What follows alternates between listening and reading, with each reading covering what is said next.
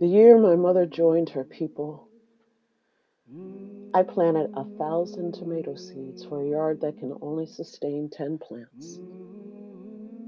This is the kind of insanity that grief breeds.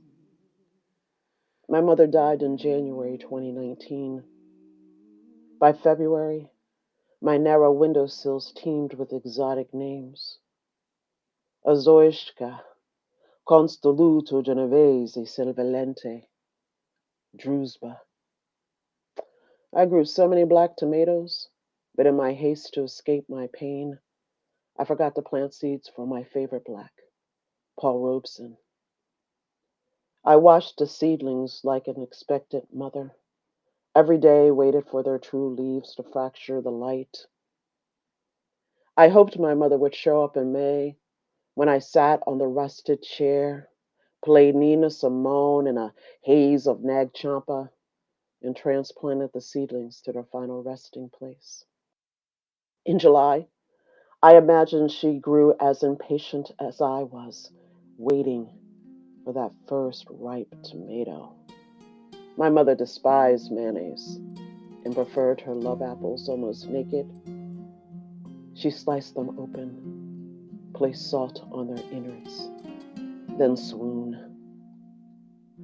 A foodie long before there was such a word, she learned to make spaghetti sauce from an Italian woman she babysat for in Philadelphia during the 50s. In 1969, we became the first black family on the block in a Levitt suburb, but Maryland never became home to my mom, aka Aunt Sis, Nana, E.T.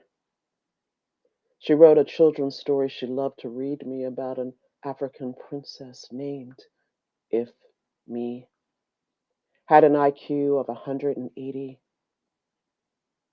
My mom left so many dreams unmet, wobbling on the kitchen floor. Until the multiple myeloma came, she loved to brag. No one in our family ever gets cancer. In October, I was still clipping diseased leaves from the plants in a futile attempt to stop the death. But everything that makes the soil sweet comes from decomposition. My mom weighed less than 90 pounds the last time I saw her alive.